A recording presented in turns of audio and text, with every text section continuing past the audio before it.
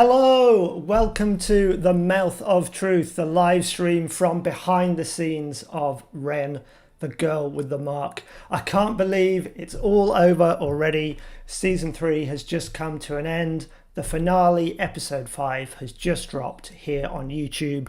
As per usual, please make sure you go off and watch it if you haven't already. There will be spoilers in this chat tonight. And without further ado, let me bring in our guests for this evening. Hello, Oriana. Hello, hi. Would you like to introduce yourself? Yes, hello everyone. I'm Oriana and I play Ren. And yeah, I hope everyone enjoyed that latest episode. I think so, from the comments that are coming in on the chat. What an episode, what a season, says JHGK98. What a wonderful season, say Partners in Dub. Thank you so much. I've adored the feedback we've been receiving. The feedback has been fantastic. Yes. Thank you all. And let's just bring in Mark before he gets lost. Mark, good evening. Hello. Hi, everyone. I'm Mark. I'm Mark Hampton. It was my absolute privilege to direct that season finale, episode 5 of season 3. So Neil was kind enough to ask me to come on board, and like I say, it was an absolute privilege. I hope you really enjoyed it. Absolutely. And you can be spotted, in fact, elsewhere in the season, can't you? I do have a cameo. Answers on a postcard. Yeah. Let's see if anyone in the chat can come up with that one.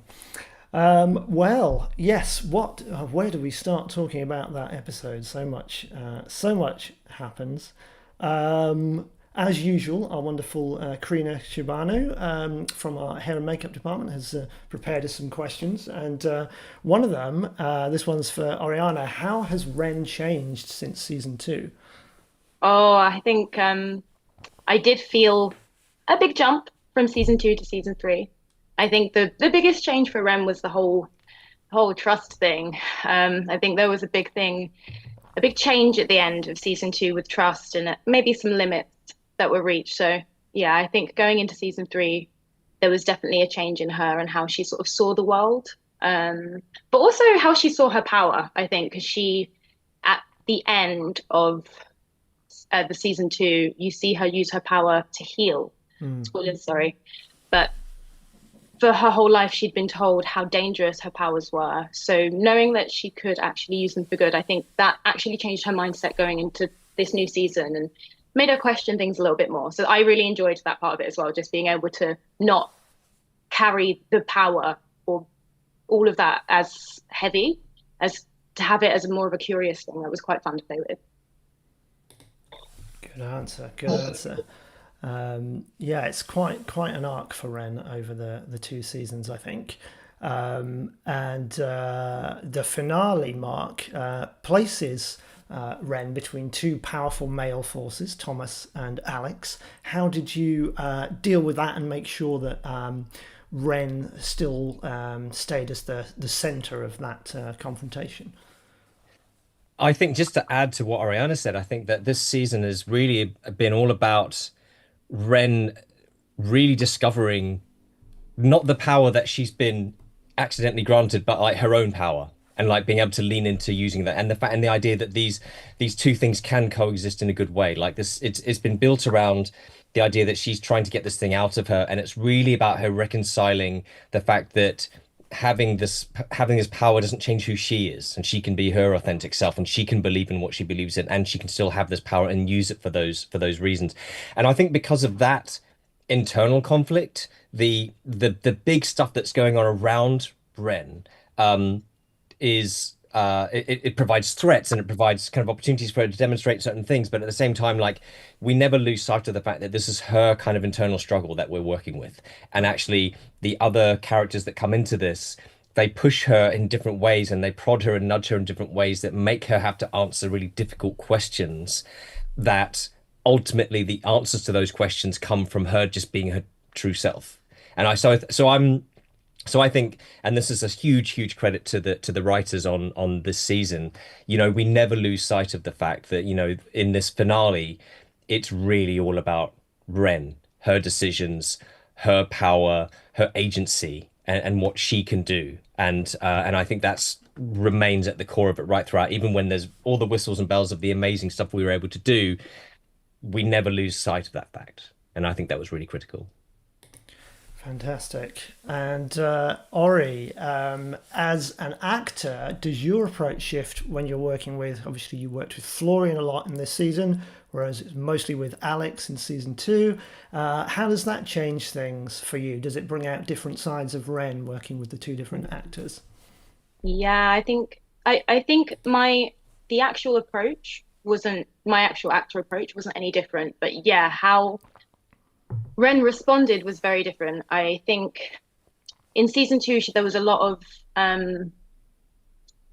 don't know, fear for Ren, but she did feel kind of safe with Hunter at points. Maybe because she was out, the environment she was in was somewhere she was used to. She felt like she maybe was a little bit, I personally felt she was a little bit calmer in season 2. I felt a lot of tension in season 3 though. I think going from the Hunter's betrayal and how she saw Thomas when she first met him made her sort of a certain way towards him, very unaware of him, sort of like unsure of him. So she didn't trust him immediately. This is going back to the trust thing again.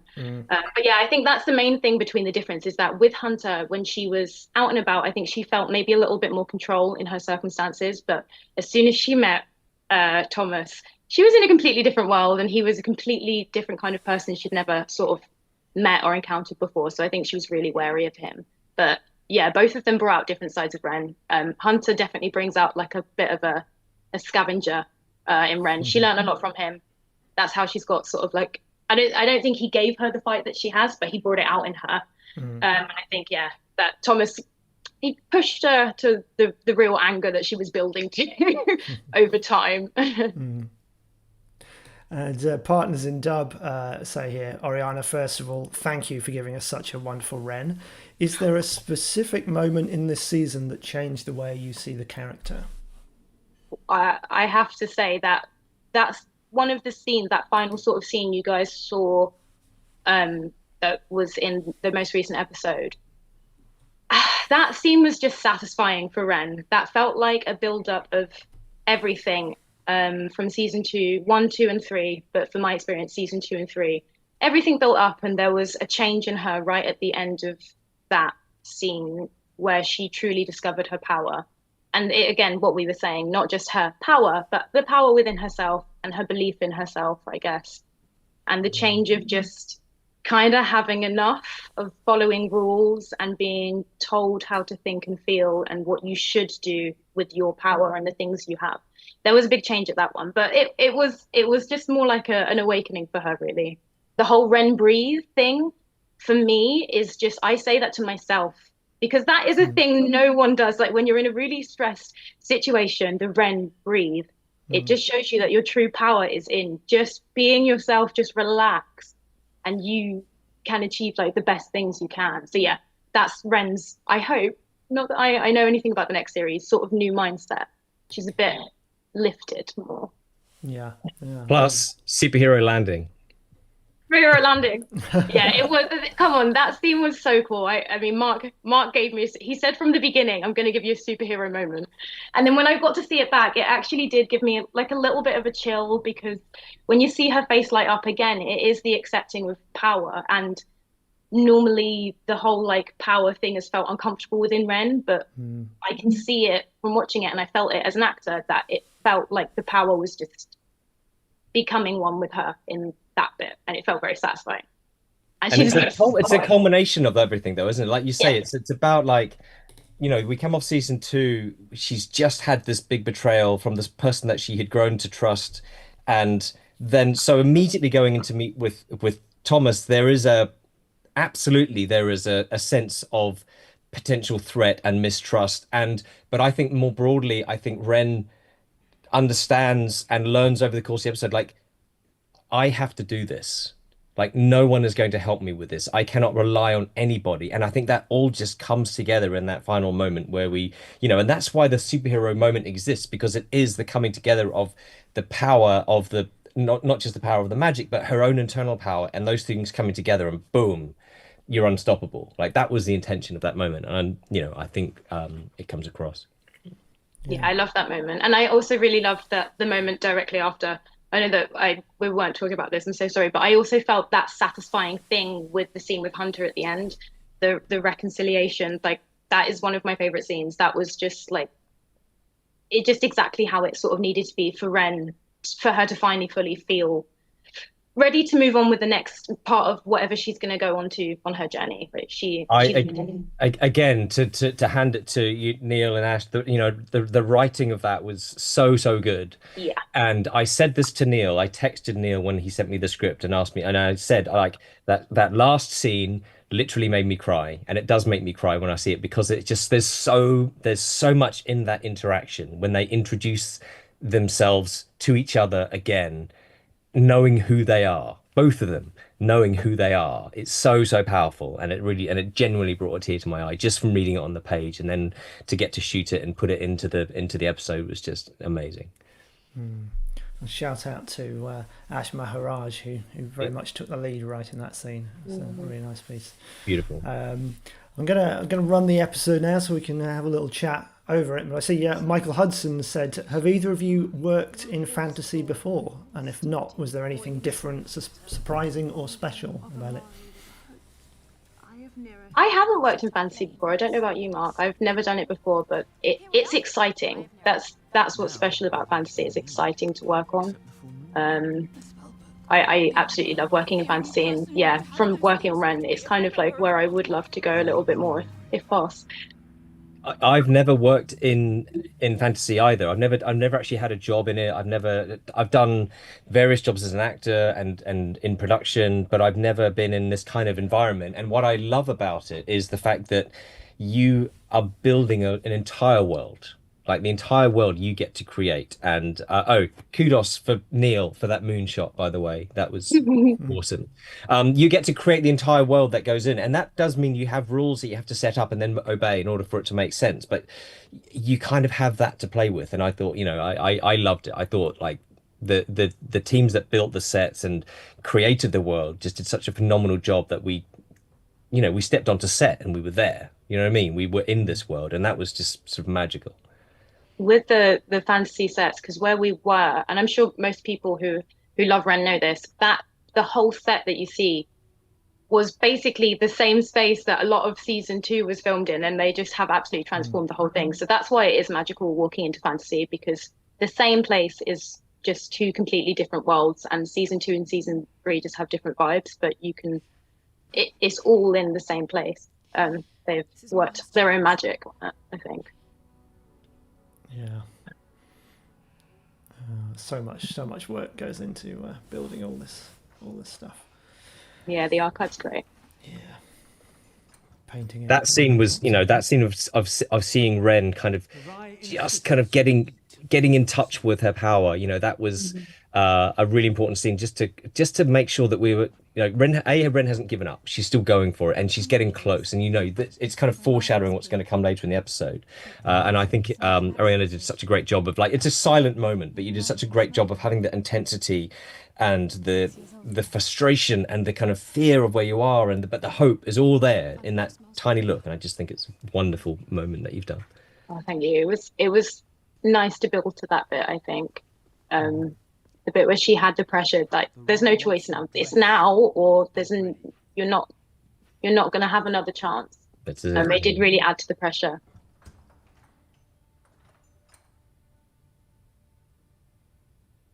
Also, shout out to you, Maya, for that. Love her. Thank you. And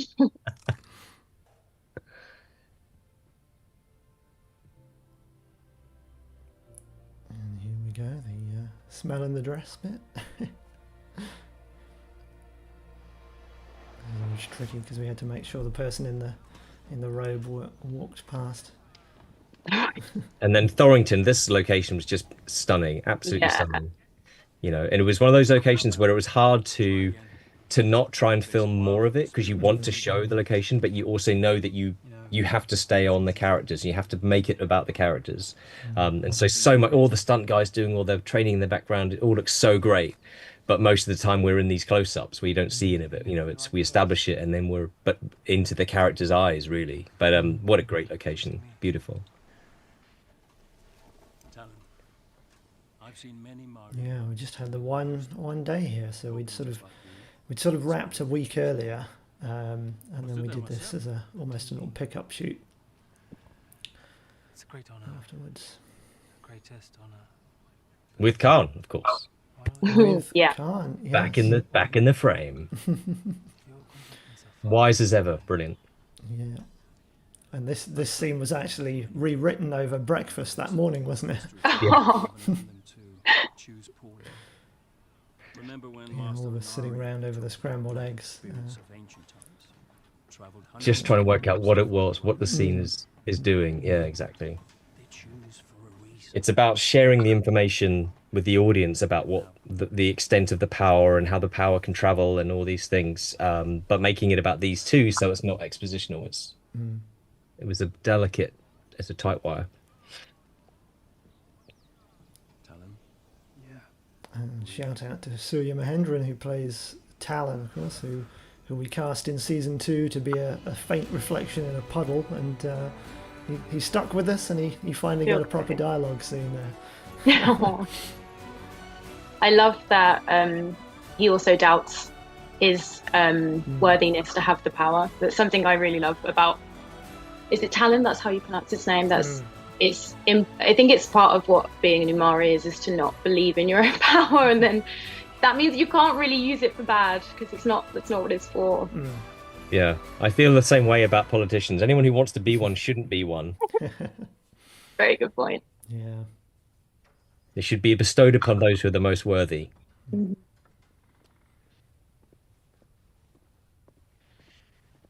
Hero shot for Thomas. Florian He really loved that trail and that cave thing. And if I refuse, Anything with a flourish. you can't kill me. Without a wreath, Of course, Hannah had to follow him around the whole time, holding the train off the ground.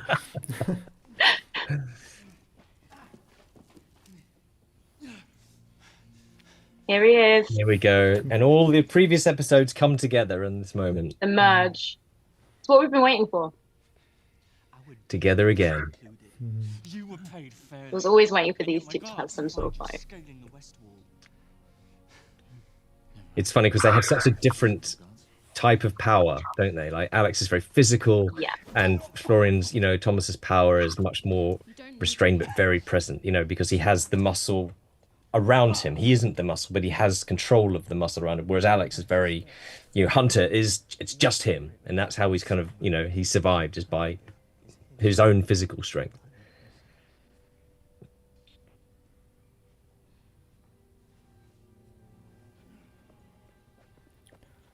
One of the questions that Karina put in here for me was about continuity of the visual language, sort of developing the visuals over the 3 seasons, and how much do you have to allow it to grow versus keeping the continuity of it,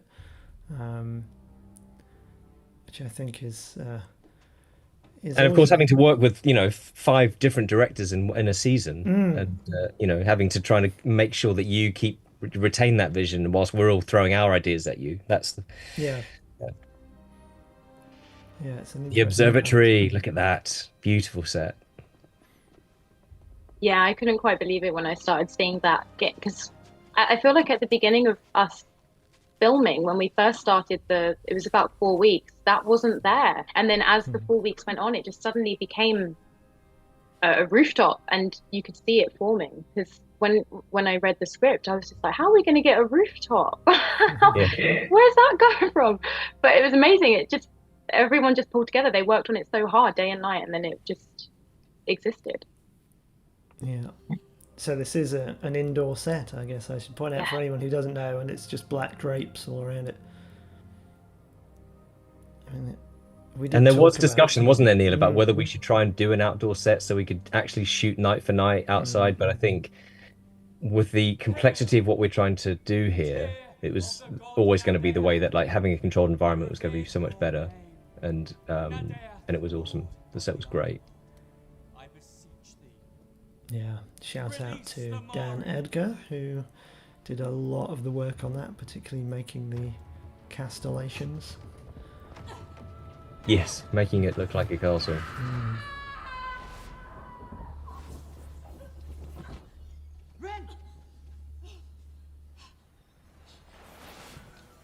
This was fun to do, all these particle effects and things. Angry spirit. Yeah, Trying to match the look of the spirit from season 1 and give it some personality just by how it emits sparks, basically.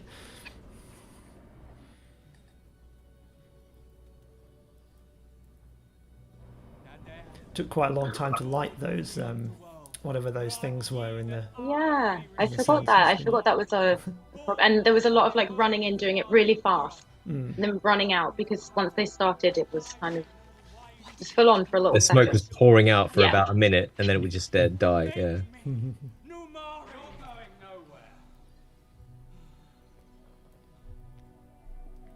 And that's not Florian. Oh, isn't it? No, from the back. That's one of the stunt team. I think that's Kate Oh. Ritchie.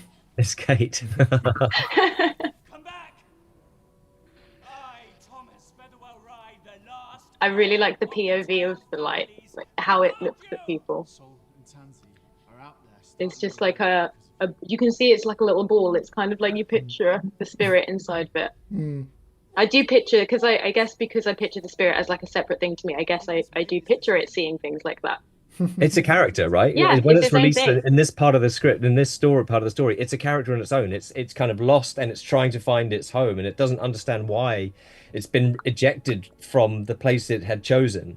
And and this moment where you accept it back in, the spirit goes around the houses. It's like, nope, it's you, Ren, and Ren has to decide. It's the right choice. I believe so.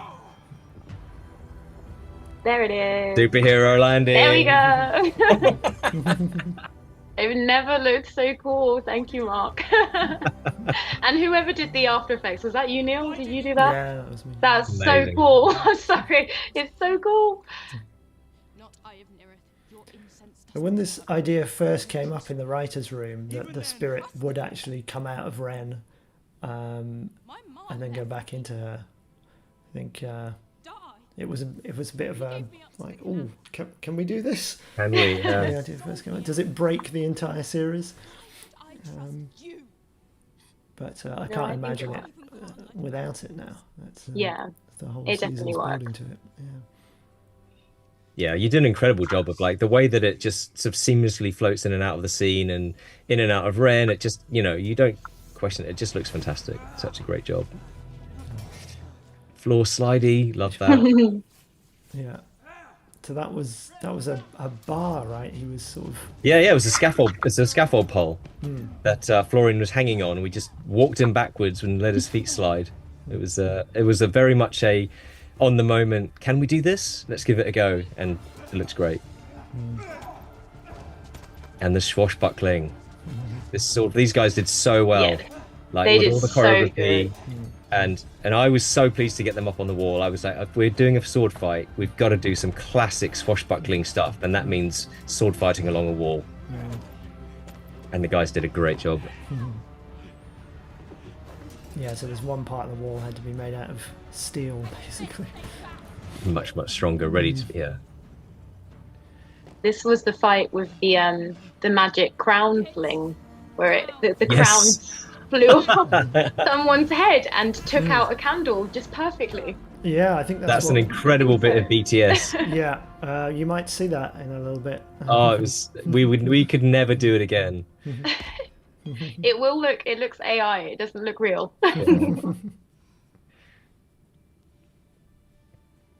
I love this reaction from Martin when you leave. His little flinch. Yeah. Having just seen what Ren can do.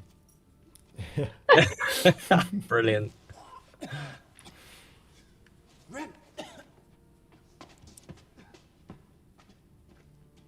Did you have a favourite scene to shoot this season, Ori?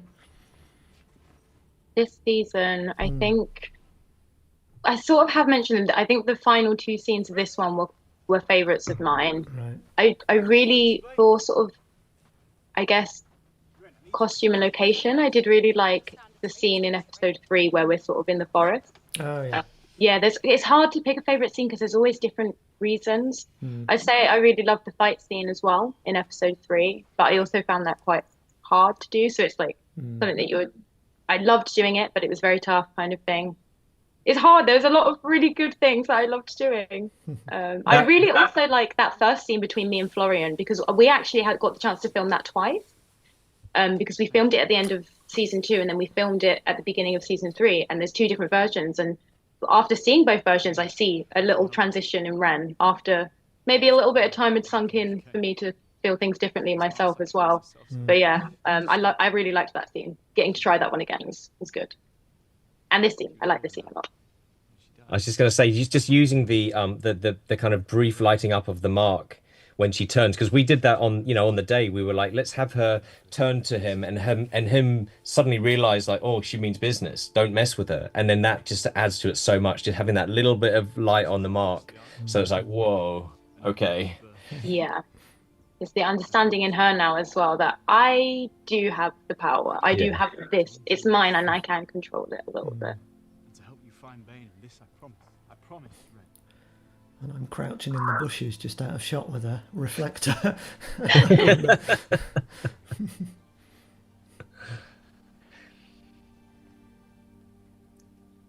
So we start again. I'm Quinn of Helgoth.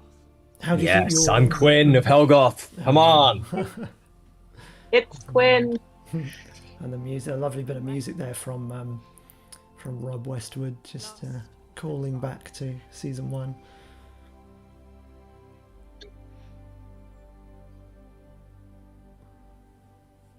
Awesome. And that's the end. Oh, And then no, not quite. Not quite. The teaser.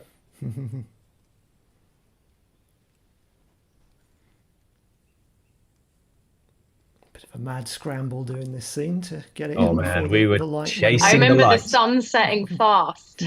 Yeah.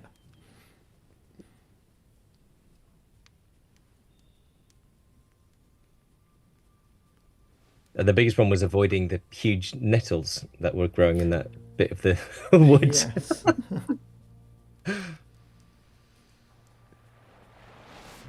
Erin! Erin, where have you been? Here comes Amber. Oh, nice. Fight this. You know it's Swift kill.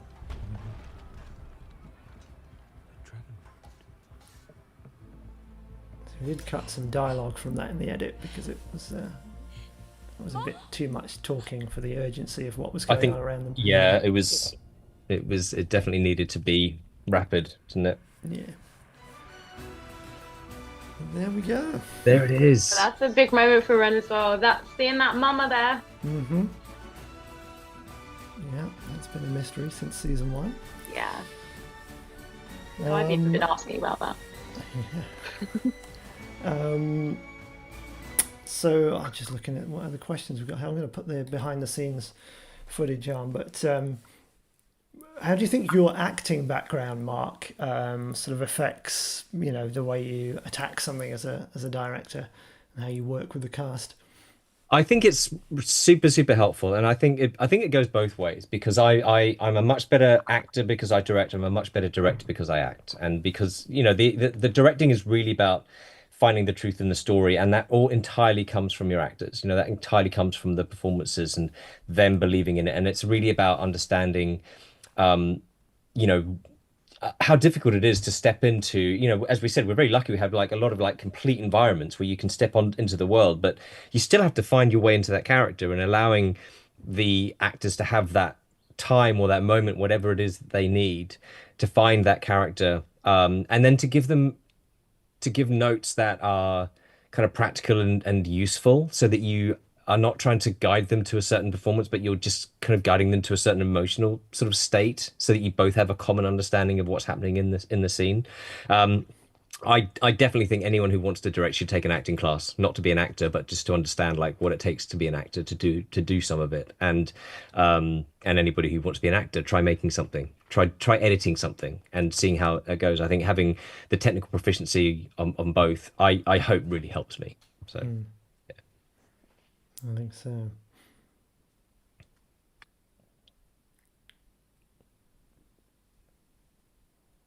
But this BTS, you can just see, like, again, the archive set, like, just the ability to literally point the camera anywhere. Yeah. You can, that was so much freedom because you didn't have really any constraints. Any shot you wanted, we could do. That opening shot, we track along the balcony bit and come down the canvas. It's all in a big long take, and it's so beautiful. And we get to take in, so much of the set without, like I said earlier, without kind of trying to show the set. You're on the character, but there's just so much of it there that you have this enormous freedom to kind of put your camera wherever you like, and that's a real privilege.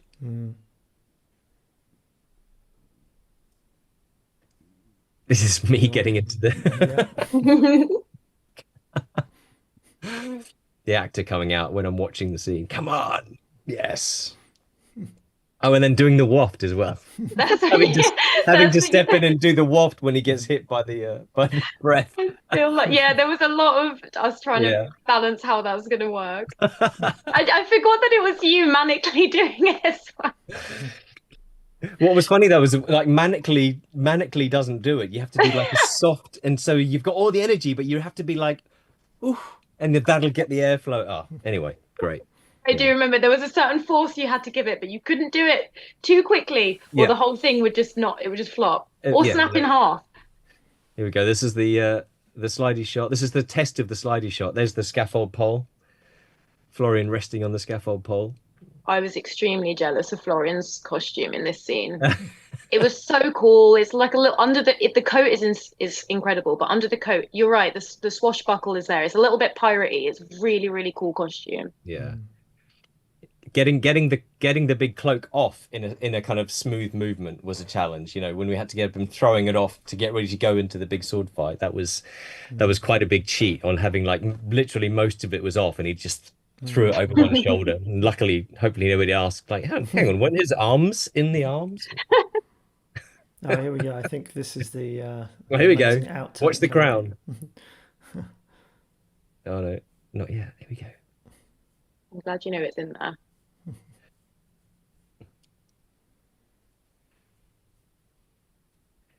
This is it, I think. Oh yeah, there you go. Off his sleeve, and then poor candle. Yeah. It's so cool. Yeah, somehow the crown came off Florian's head, got hooked onto Alex's sleeve. Well, then you can see what happens. Nice. One of the best outtakes ever. So good.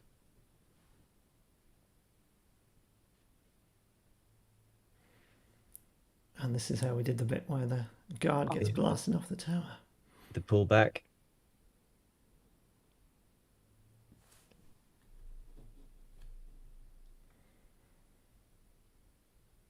Such a brief moment, but so powerful in the final edit, Neil, with all the rest of the tower structure and everything on there. It just looked, and then did you get a Wilhelm scream in there? I can't remember. But yeah, we did get a Wilhelm scream. Yes, we got Wilhelm scream. Yeah, that was a very important instruction to Dale there. Yeah, well, we're coming up towards 6 o'clock, so I think it's time to bring in our third guest for tonight, the co-creator of Ren, the Girl with the Mark. It's none other than Kate Madison. Surprise! Hello. Hey. How you doing, Kate? I am good. That was really fun watching that. I think crown tossing is the next new sport for Ren universe. I think we're doing that. It's going to take off.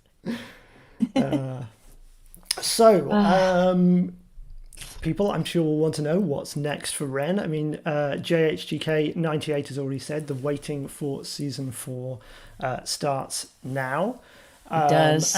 For those who don't know, I've been running the series for the last couple of seasons, but Kate has now taken the baton back and will be show running for season 4. So this is as much exciting news to me as it is to everyone else. So what can you tell us at the moment about what's coming up. This is the thing, how much to say without either locking myself into things, but also spoilers.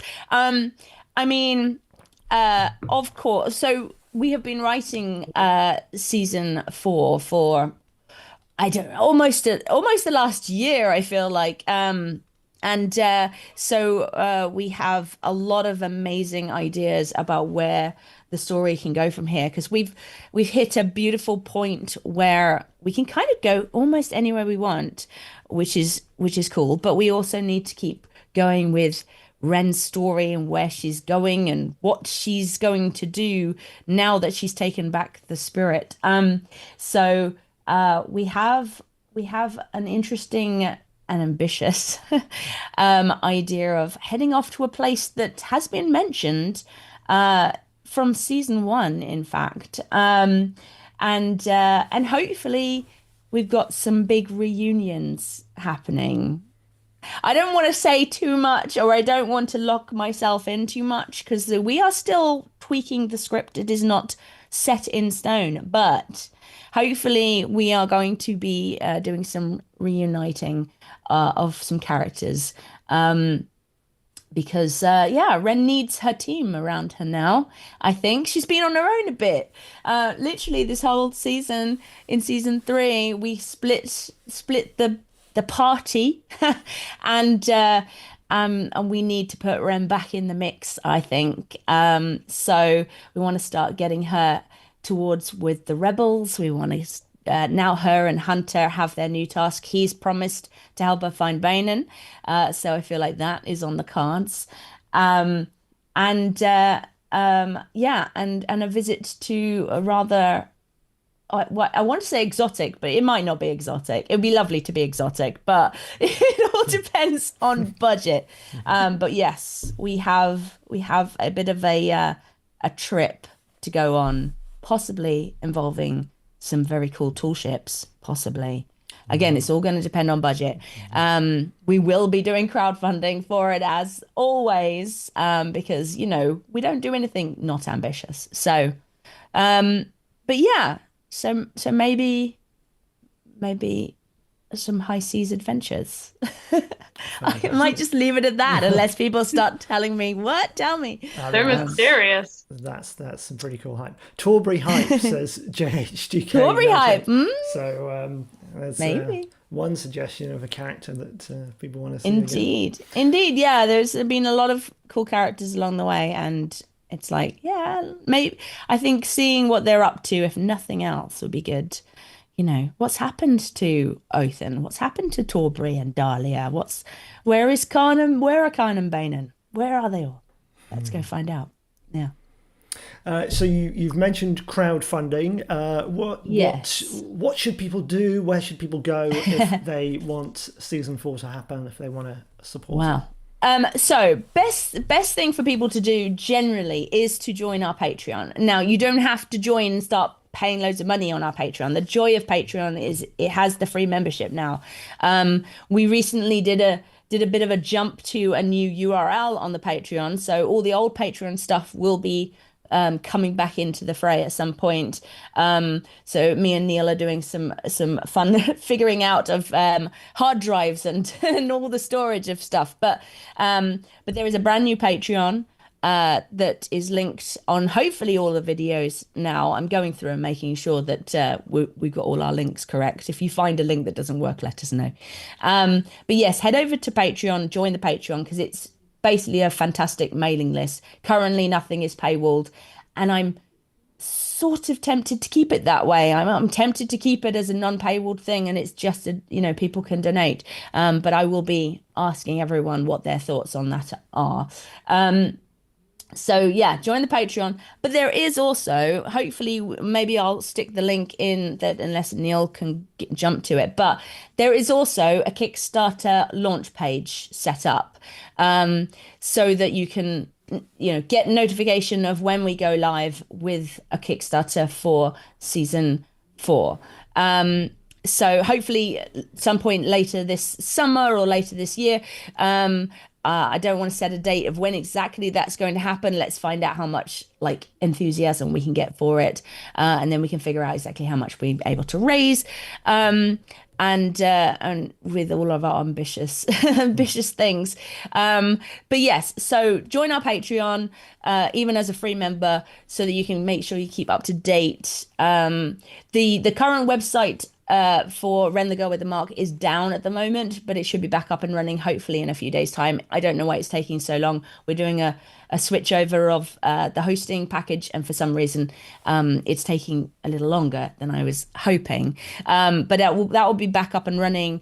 We'll have our newsletter, our pay. What am I talking about? Our we'll have a newsletter. The mailing list is sort of will be reset. Is reset up, and I'm trying to sort of get everyone sorted on that and things. So there's a lot of things that are happening behind the scenes at the moment, with the changing of hands of stuff. So I'm catching up on various things, but there's a lot of great, interesting ideas. So join the Patreon so you can keep up to date with stuff.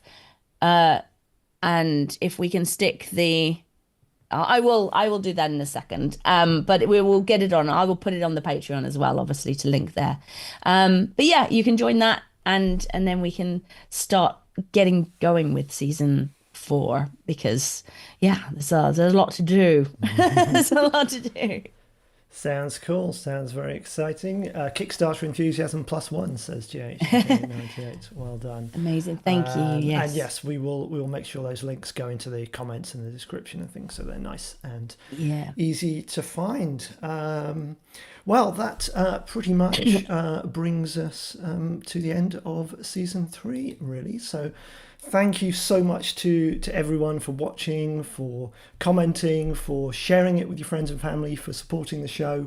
It has been an absolute privilege to show run it for you for the last 2 or 3 years. I look forward to seeing how it does at the festivals. As I said on one of the previous ones, we're in D Serial in June, where we're nominated for I think about 6 different awards, and we're at Comic-Con, of course. Don't forget, we're at Comic-Con on Saturday the 23rd of May, screening episodes 1 and 2 of season 3, followed by a Q&A with the cast and the directors. And there's also an opportunity at Ely Arts Festival on the 14th of June to see episode 3 screened at Ely in Cambridgeshire.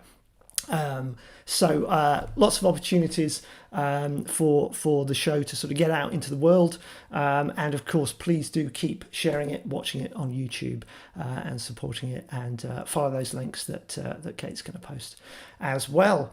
Right, so I'll just say thank you and goodbye to my guests for this evening. Thank you to creator Kate Madison, thank you to 305 director Mark Hampton, and thanks of course to Ren herself, Oriana Charles, and everyone have a fantastic, I was going to say have a fantastic week, but I won't be back next week, so just have a fantastic year generally, and thanks again for your support. I've been Neil Oseman. Good night.